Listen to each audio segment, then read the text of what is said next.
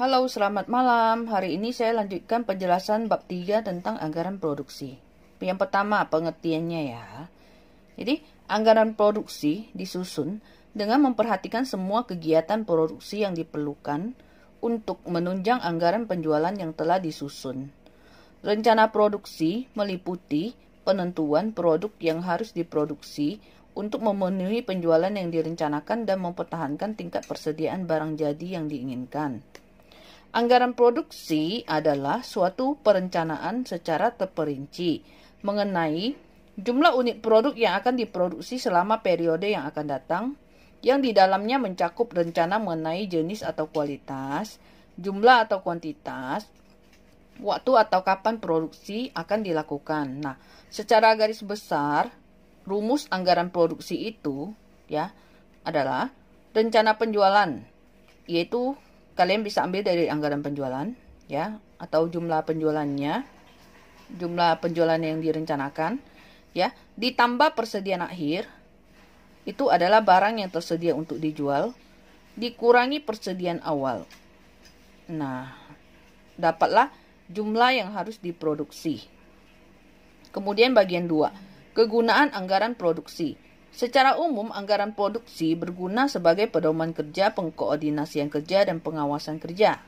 Nah, sedangkan secara khusus, anggaran produksi dapat, yang pertama, menunjang kegiatan penjualan, sehingga produk dapat disediakan sesuai dengan waktu yang sudah direncanakan. Nah, maksudnya adalah, anggaran produksi ini bisa menunjang, membantu, mendukung kegiatan penjualan.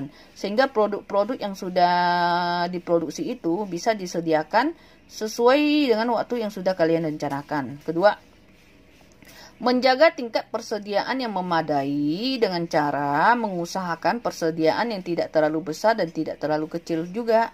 Ya, jadi tingkat persediaan itu bisa terjaga. Nah, di sini kalau kalian membuat anggaran produksi, diharapkan bahwa persediaan kamu menjadi tidak terlalu besar dan ataupun tidak terlalu kecil. Jadi cukuplah ya, memadailah.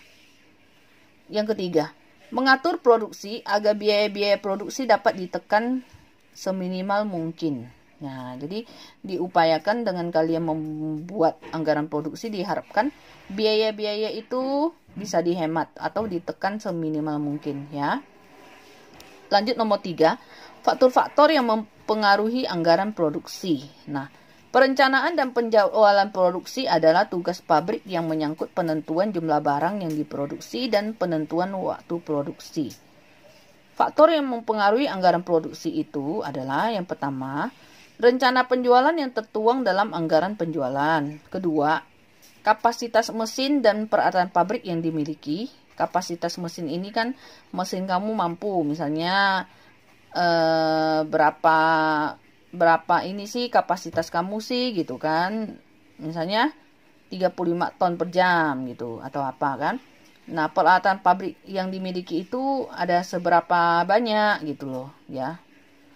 Jadi, tenaga kerja yang dimiliki terkait dengan kualitas maupun kuantitasnya.